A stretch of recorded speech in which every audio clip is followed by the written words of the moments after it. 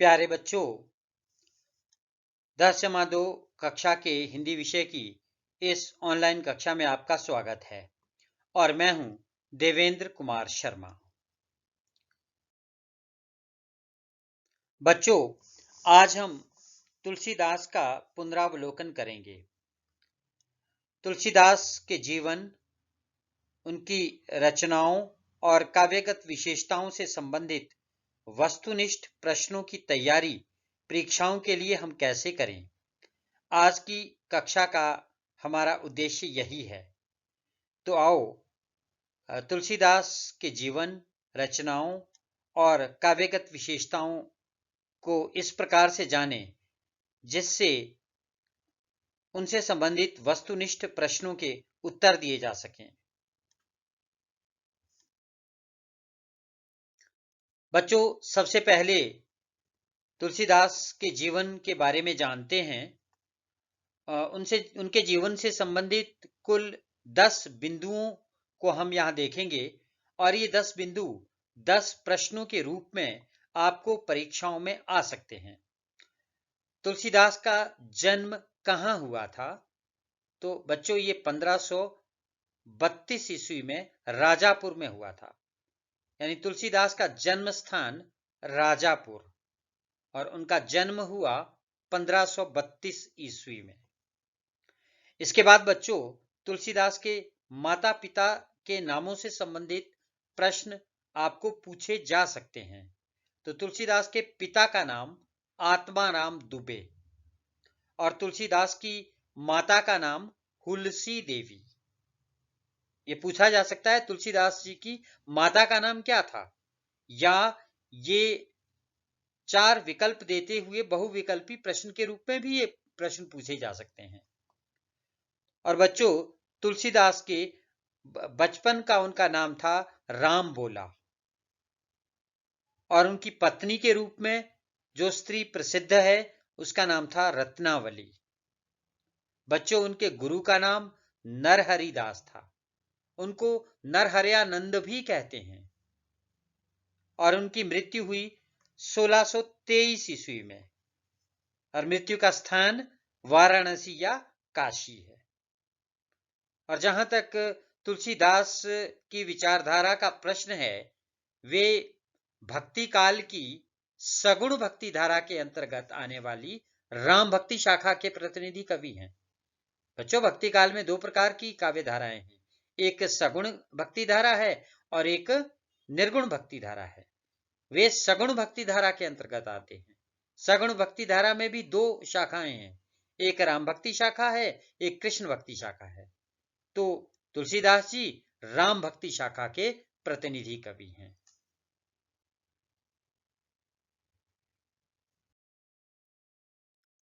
अब बच्चों, उनकी रचनाओं के बारे में जान लेते हैं। बच्चों, एक बात हमेशा ध्यान में रखनी है कि तुलसीदास ने 2 भाषाओं में रचनाएं लिखी हैं, की हैं।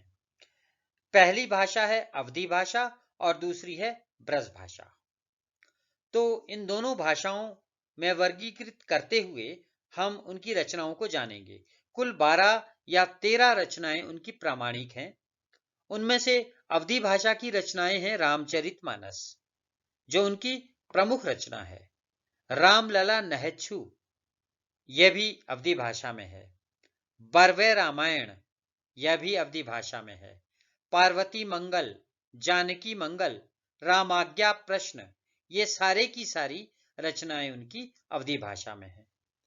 इसके अतिरिक्त उनकी ब्रज भाषा की रचनाएं हैं कृष्ण गीतावली, दोहावली, विनय पत्रिका, कवितावली, वैराग्य संदीपनी, और एक जो अंतिम रचना उन्होंने अपने देहांत से पहले लिखी थी, हनुमान बाहुक, वह रचना भी ब्रज भाषा में है। तो बच्चों, ये 2 भाषाओं के अंदर उनकी सारी रचनाएं हैं।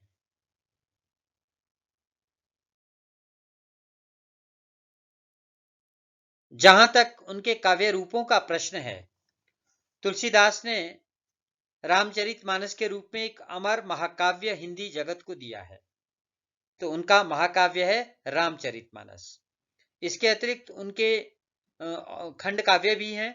जानकी मंगल खंड काव्य है, पार्वती मंगल भी खंड काव्य है। और मुक्तक रचनाएं उनकी बहुत सी हैं। गीतावली, दोहावली, कवितावली, कृष्ण गीतावली, ये सारी रचनाएं मुक्तक रचनाएं हैं। बरवे रामायण, विनय पत्रिका, ये भी मुक्तक रचनाएं हैं। और इनके अलावा बाकी सभी रचनाएं प्रबंध रचनाएं हैं। प्रबंध रचनाएं वह होती हैं जिनमें कथा साथ में होती है, कोई कथानक होता है, कोई स्टोरी होती है साथ में, उनको हम प्रबंध रचनाएं कहते हैं। जैसे रामचरितमानस में एक कथा है, उसमें एक स्टोरी है।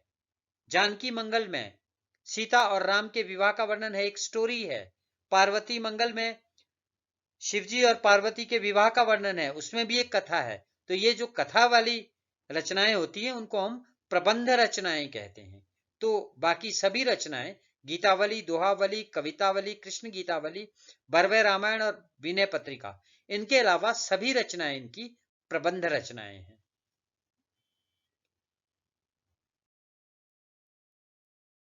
बच्चों, जहां तक इनकी रचनाओं का परिचय है वो भी थोड़ा थोड़ा जान लेते हैं।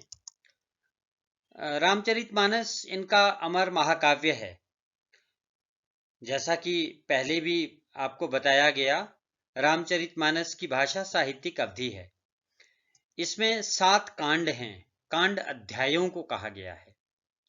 रामलला नहछु, ये बच्चों विवाह के समय जो वर के नाखून काटने की रस्म होती है, उस रस्म से संबंधित यह रचना है। राम के नख काटने की रस्म का वर्णन रामलला नहछु इस ग्रंथ में किया गया है। जानकी मंगल, श्री राम और माता जानकी अर्थात सीता जी के विवाह का वर्णन है। पार्वती मंगल में शिव और पार्वती के विवाह से संबंधित वर्णन है।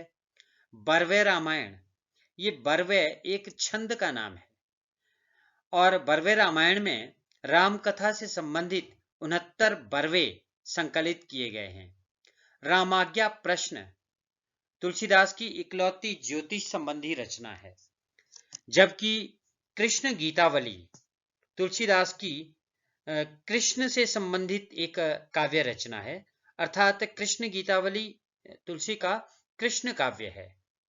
दोहावली में बच्चों उनकी विभिन्न रचनाओं में जो दोहे आए हैं उनमें से कुछ दोहे चुन करके इन्होंने दोहावली के अंदर संकलित किए हैं। इस प्रकार इनकी ये कुछ एक रचनाएं हैं।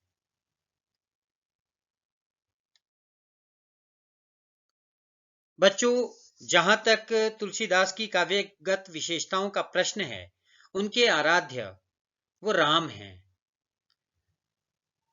तुलसी की भक्ति दास्य भाव की है, अर्थात वे मानते हैं कि मैं दास हूं और राम मेरे स्वामी हैं। तुलसीदास जी ने अपनी रचनाओं में काव्य का प्रयोजन ये बताया है कि क्यों उन्होंने ये काव्य रचना की है। उन्होंने कहा है कि ये स्वांत सुखाय मैंने रचना की है, अर्थात अपने अंतःकरण के सुख के लिए मैंने ये रचना की है। और बच्चों, तुलसी की काव्य भाषा 2 प्रकार की भाषाओं का प्रयोग इन्होंने किया है। एक ब्रज भाषा का प्रयोग किया है और एक अवधी का प्रयोग किया है अपनी रचनाओं में। उनके प्रमुख छंद चौपाई और दोहा हैं। सोरठा, कवित्त, सवैया, बरवे, छप्य आदि छंदों का प्रयोग भी उन्होंने किया है। तुलसीदास जी ने जिन छंदों का प्रमुखता से प्रयोग किया है उनमें अनुप्रास, रूपक, उपमा, उत्प्रेक्षा, प्रतीप, व्यतिरेक, श्लेष, संदेह और दृष्टांत है। तुलसीदास के प्रमुख काव्य रस, कोई एक रस उनके काव्य में नहीं है, बल्कि विविध रसों का प्रयोग उन्होंने किया है। इनके अलावा बच्चों तुलसीदास के काव्य की कुछ अन्य विशेषताएं भी हैं। उसमें समन्वय की भावना है, शिवम की भावना है। शिवम कल्याण को कहते हैं, लोक कल्याण की भावना उनके काव्य में है। प्रकृति चित्रण भी है, जैसा कि रामचरितमानस में शरद ऋतु का वर्णन आता है, वर्षा ऋतु का वर्णन आता है। दार्शनिकता उनके काव्य में है। रामचरितमानस का उत्तरकांड पूरे दार्शनिक तत्वों से भरा पड़ा है। ईश्वर और जीव से संबंधित बड़ा विस्तृत वर्णन वहां पर आया है। तो बच्चों, ये उनके काव्य की कुछ विशेषताएं हैं।